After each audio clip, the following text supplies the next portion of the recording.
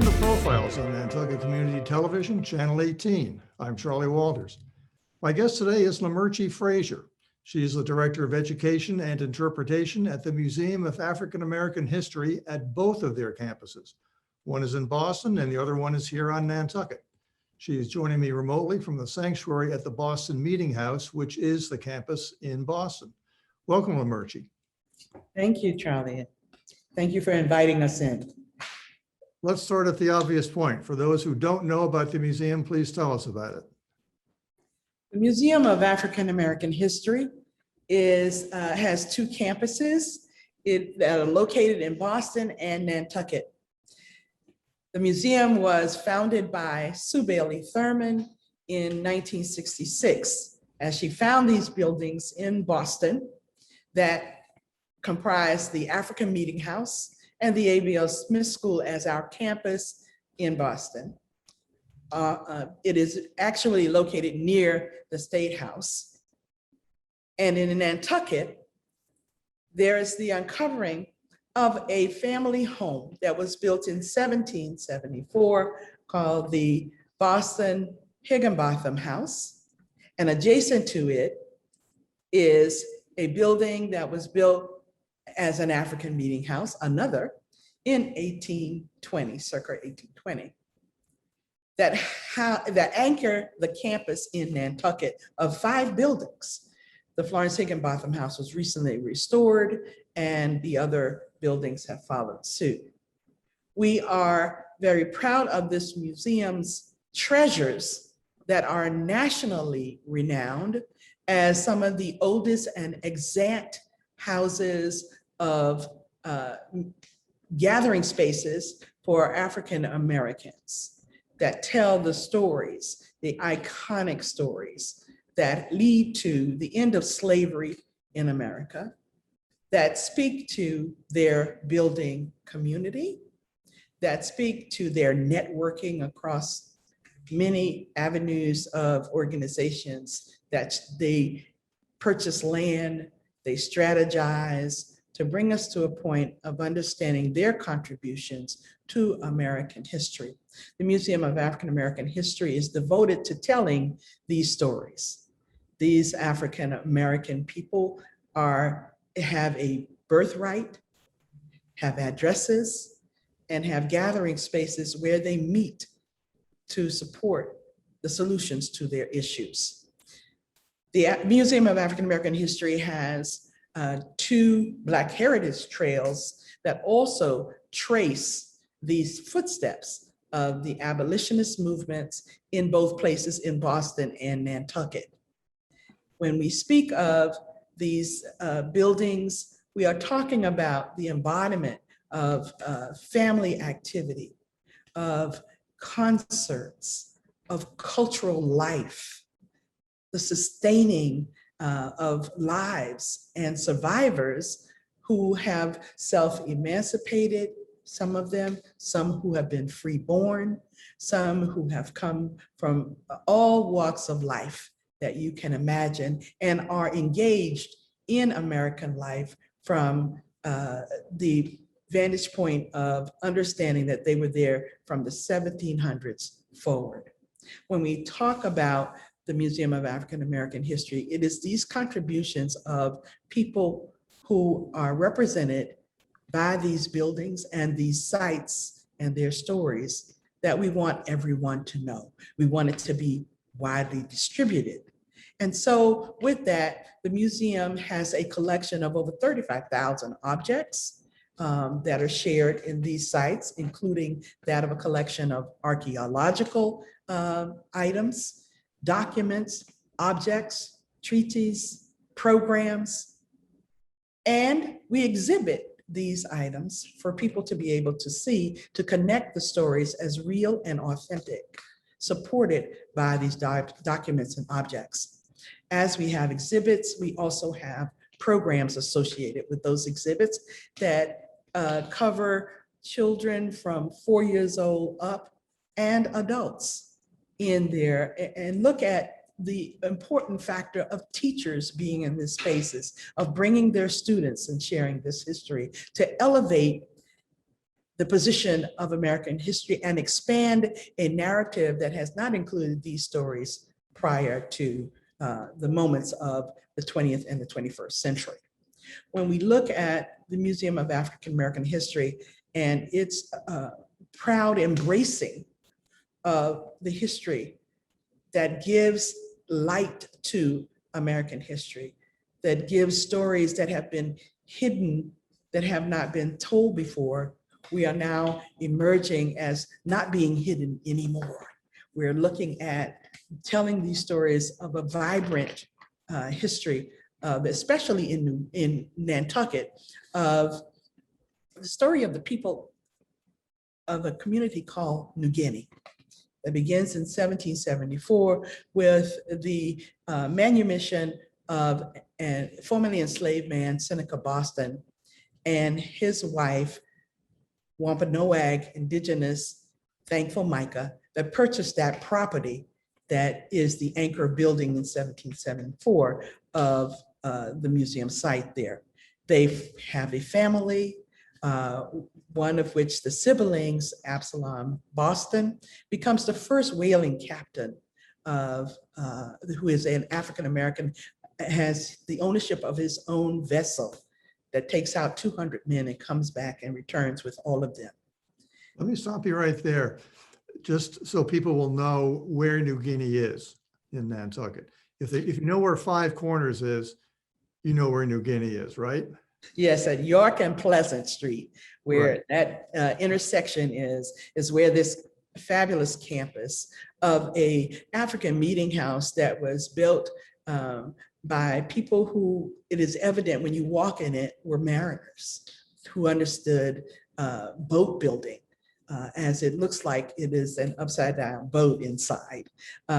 When we look at the campus, we know that these buildings had events in them. We know that there was activity that traversed the property there at York and Pleasant that was about changing the dialogue of American freedom, that was about including people who had things to say about their own individual freedoms, and then a collective identity of being African, as they name the African Meeting House, and their community, New Guinea. They were sharing who they were. They were embracing who they were. And as they received guests in that community, like Frederick Douglass, who comes to speak in 1841 at the Athenaeum, at an anti-slavery convention in Nantucket. He returns 5 times, I'm told, and he negotiates some of his dealings in this community. He sups with them and talks with them in this community, in that African meeting house, and in some of the houses of New Guinea. The anchor of what this museum represents in the ability to tell a robust story of African-American life and family life is very important to understanding the significance of what this means, that the human fleshing of the bones of who our African-Americans are and what is generally referred to has specific meaning here, as they have their own addresses, their own space to define themselves and to operate as human beings. The political arena is one in which they engage.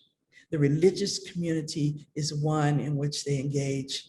Their pressing for integrated education rights is very significant in their petition to the Massachusetts legislature that was pressed in 1845 when Nantucket schools were integrated. All of these important events help us to understand that freedom is not free. It is with cost, and it is with sacrifice, and it is with contributions of people who care about where they are and advance their notions of citizenship. Now, not too far from the African Meeting House on Nantucket is the Colored Cemetery, so designated. I don't know if that's actually considered New Guinea or not, because it's a couple of blocks away. It's kind of behind the hospital. But can you tell us about that? Is that part of the walk? It is a part of the trail, the Black Heritage Trail, in that citizens of New Guinea are buried there. If you go into that cemetery, you will see presence of gravestones that mark people like the Bostons, who were active in actually helping to found the community that became a mark of industry, that became a mark of purchasing real estate, that became important in understanding that they knew that property was a part of what their existence would be in terms of their empowerment. As the indigenous people were being divested of their property in Nantucket, the African-American community of Black African descended people were purchasing property. And upon that basis, they began to really anchor and secure their lives and engage in all forms of life of activity in Nantucket. And many of them are buried in that colored people cemetery that you mentioned. I want to hear more about the Nantucket campus, but I want to talk just a little bit about the Boston campus too. Now that's at 46 Joy Street, which, as you say, is near the State House. It's only a couple of blocks away from the State House in Boston. First of all, when you go in there, what will you see? You've talked about documents, but can you zero in on what we'll find if we go in there? First of all, our treasured artifacts are the African Meeting House and the A.B.L. Smith School in the Boston campus. These buildings you will see first are brick and mortar. The African Meeting House was built in 1806, and it has Palladium windows. It has wonderful space that when you walk into the sanctuary of the African Meeting House, you know that you are in sacred space. You know that there were people who built this by the hands of Black carpenters who loved beautiful things, who had an aesthetic for the buildings, who had an understanding of the physics of sound, as the ceilings in the buildings are arced to carry sound when there were no microphones even existing yet. They loved beautiful lights, as the scones on the walls are lit with beautiful lanterns. When we look at the African Meeting House here in Boston, we see a dais where important people spoke. Frederick Douglass, William Lloyd Garrison, Wendell Phillips, abolitionists, and the first woman to speak in public who spoke in a political vein and in a moral vein was Maria Stewart. She spoke in the African Meeting House in 1833. So the building not only is a physical structure, but it embodies the spirit of people who were actually fighting for the right to exist and to exist well and to end slavery. When you come into these buildings, you feel that presence. You see floors that are even older than the building itself, as they understood the aspect of recycling boards and recycling lumber and building materials. There was a church that had a fire in Boston, and they used those boards, which are now at least 275 years old, for the boards of the floor. A restoration project that was conducted between 2005 and 2011 restored the African Meeting House to its 1855 beauty. And that restoration project makes this place the oldest extant church of African meeting in the country. So this treasured artifact is one of our most blessed edifices in the country for the discussions about social justice, socials, and restorative justice, if you will, and racial equity. both campuses in Nantucket and in Boston speak to race equity and social justice. And as we ponder that in the 21st century, we can see buildings that are founded for gathering for these conversations, gatherings for having petitions, gatherings for community building, gathering for education for adults and children. On the same campus in Boston is a building erected in 1835, which is the first school in America actually built for the purpose of housing a public school for Black children. It's called the A.B.L. Smith School. It actually began as the African school in the home of one of Beacon Hill's residents, Primus Hall, in 1798. That school becomes housed in the African Meeting House after it is built in 1808 and continues as the African school until there is a merchant, a white merchant, who donates money for the building of the school, and it is then called the Smith School that actually manifests itself in 1835 as the A.B.L. Smith School. This school becomes the site of a case for school integration. In 1849, Sarah Roberts versus the City of Boston is a case that is actually, the verdict becomes separate but equal by Judge Lemuel Shaw. And it is the case that is cited in Plessy versus Ferguson in 1896, and then becomes overturned by Brown v. Board by 1954. Almost 100 years of the discussion of school integration and the rights to have your taxes applied to your children's education. And to think that this school is the site where that Jim Crow conversation begins makes this site a very significant place of understanding and learning about the fight for freedoms in America. And so these two sites, these two buildings on this site in Boston are germane to us understanding how African American community gathered, how they presented agency for themselves, owned property, and used that property to elevate their networks with other places like New York, Philadelphia, Maine even, and other spaces where abolitionists were coming to the clarion call of ending slavery. As we approach the Civil War, these places become even more significant in terms of the strategies to recruit the regiment, the first Black regiment in the North to be raised to fight in the Civil War on the Union side, the 54th Volunteer Regiment.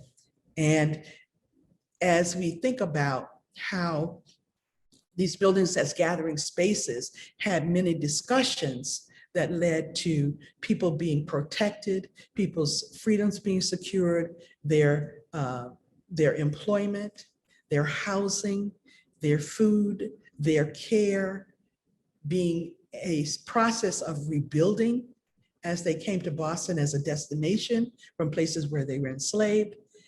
We cannot even estimate the value of what these mean to the force of freedom in American history.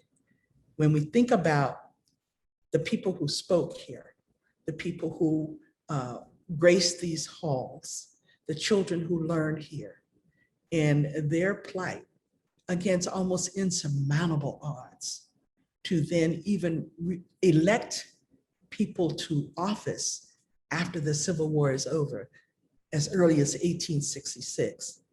It's astounding. It is something that is really exciting to me to understand and witness, as most of us don't understand the continuum of American history and the contributions of African Americans to that American history that needs to be known by our children so that we guard and protect not only our freedom, but our hope. Before we move on to the Nantucket campus, tell us when the Boston campus is open. The Boston campus is open from 10 to 4, Monday through Friday. And that's 46 Joy Street, which is very conveniently located. It is not Yeah. hard to find at all. Yes, it's near the State House. So Correct. if you need that mark, you will find it. It is behind the State House on Joy Street. Now on to Nantucket. At Five Corners, York Street, what will one find there?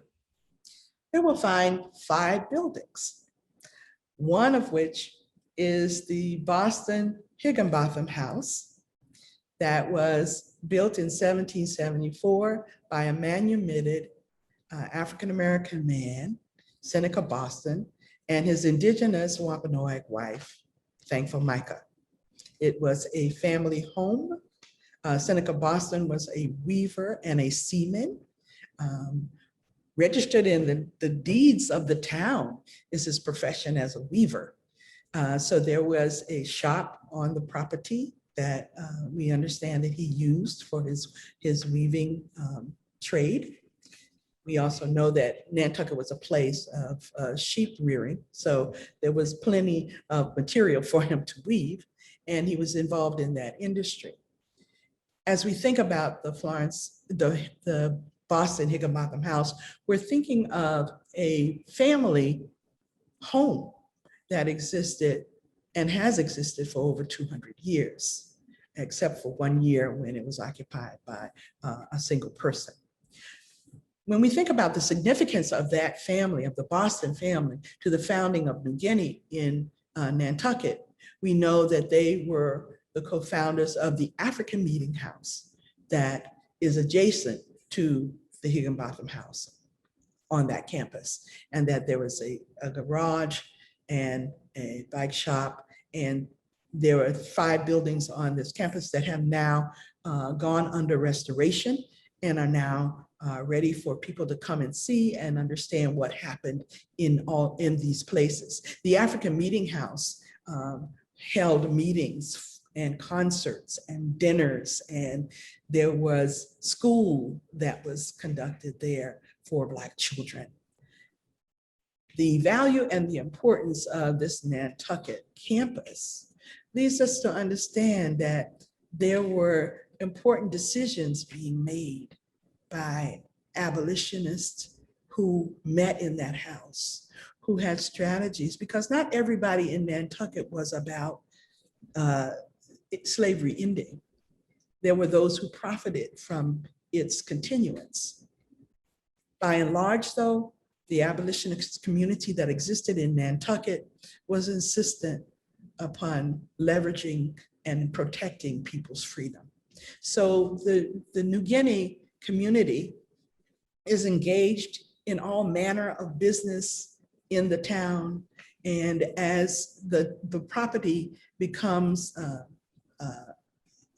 owned by Florence Higginbotham from the Higginbotham House, she also is a person who gleans the presence and gathers people together in that house for the continuance of its function in the 20th century. It is through her auspices and that of her son that the Museum of African American History obtains that property, not being aware of it being an 18th century home until it was uncovered by the architects who helped to restore the building. It becomes a marker of family activity and life that is invaluable to us understanding the wholeness of the human beings that occupy these spaces. So the Museum of African American History is dedicated with its collection to tell these stories that are numerous. There's so many that we will never exhaust it, I am sure. And as the descendants of those who come to visit and revisit what their ancestors have put into these spaces, we are very proud that we have these buildings and keep them as national treasures and restored places for the visit, the reimagination, and the dedication to racial equity and social justice on Nantucket. Well, there's still things going on that Nantucket campus today, and I can recall, for example, it was either 2 or 3 summers ago, I think, there was a ragtime piano concert. Yes. Which was fabulous, by the way. What else goes on in there? There have been lectures. We have an annual Spriggs lecture that is named for Frank and Betty Spriggs, who were very activists on Nantucket, residents who even served a political office there.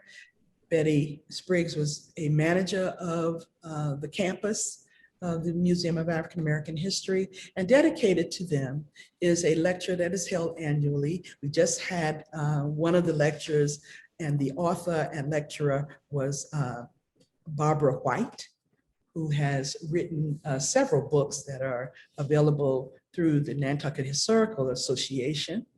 That Spriggs lecture has given much information over the years since 1999 to those who want to know more about African American life in Nantucket and its contributions.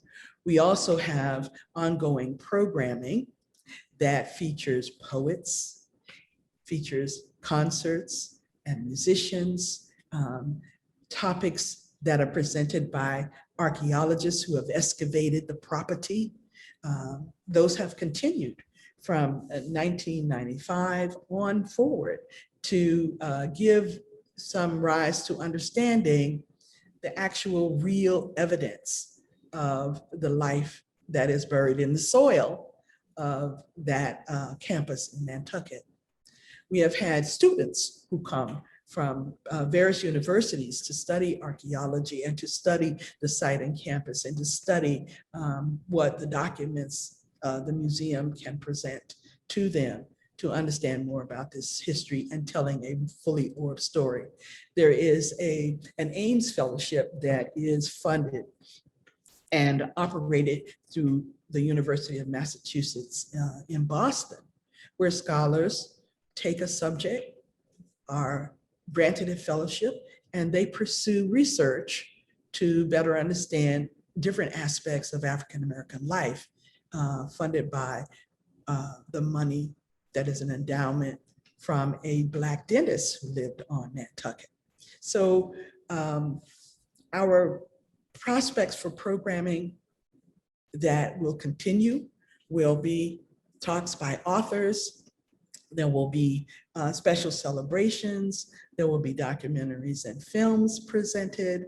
There will be an annual, what we call the White Night Party, that will be a fundraiser for the museum in an ongoing basis. So as we look at the future of programming for Nantucket, we want to also extend the invitation not only to our visitors as audience, but also to educators to explore more about this campus and what it means to American history, and how more stories about people where there are those who see themselves reflected in the industry and the contributions of these people will then also contribute their contributions. So as history is a lifelong, continuous study, the Museum of African American History on Nantucket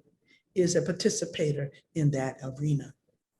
As we see the foundational reasons for this thing called freedom being illusory and being always challenged and being always at the forefront of what we should be doing, we have our young people and their teachers visiting that space and figuring it out. This is what eventually will become a great canon of history here in New England. So Nantucket and its contributions for more than 200 years of the existence of Black life and Black family life are what we hope to engender people to understand, to embrace, and to pursue by coming to the sites in Nantucket. I want to mention just in passing very quickly that the museum was involved in the installation of a plaque commemorating the life of Arthur Cooper. That's at the corner of Angola and North Mill Street, and Mill Street is also there too. But I want to ask you to go into some depth about the Stone Book Award. Yes. The Stone Book Award is an annual award that celebrates authors who are Black, for writing stories and writing documents for and about Black people. The awards are made to authors and have been traditionally from the great funding of the Stone Foundation that would award $50,000 to the winner of the award and two honorable mentions of $10,000 each. The books that are published each year are juried by a professional group of jurors chosen to review these books, to read them, to negotiate which ones are most salient at the time and most representative of the prize. And it has become a tradition to have them presented at the African meeting houses to talk about their books, to let us in on their genius and their scholarship and why they have written this, why they have written the books that they have written on the subjects that they have written. As we celebrate this year, the award will be given in October, and it is given in October every year. And we will have great celebration about the author. And the author is interviewed, and we are made to understand more about why they do what they do and why Black books are important. The museum houses a 5,000 volume collection of books and literature that have been anchored by the 1773 publication of Phillis Wheatley's various poems and subjects, religious and morals, published in London. She couldn't get it published here, but that book gives us the beginning of a literary tradition where Black authors are contributing their thoughts, their research, and their stories to the American canon of literature. The Stone Book Award honors that tradition, and we will have an event in October. So come to www.maah.org and stay tuned for when that exact date will be had. We will be happy to have our audience. We probably will have a hybrid edition of the event, but it will be available and accessible to all. Lamertje Frazier, thank you very much for telling us about the Museum of African American History. This has been wonderful. I know you did this on very short notice, and I appreciate you doing a good job in the process. I hope that if people have questions, that they will contact us, that they will tell us when the Nantucket campus is open.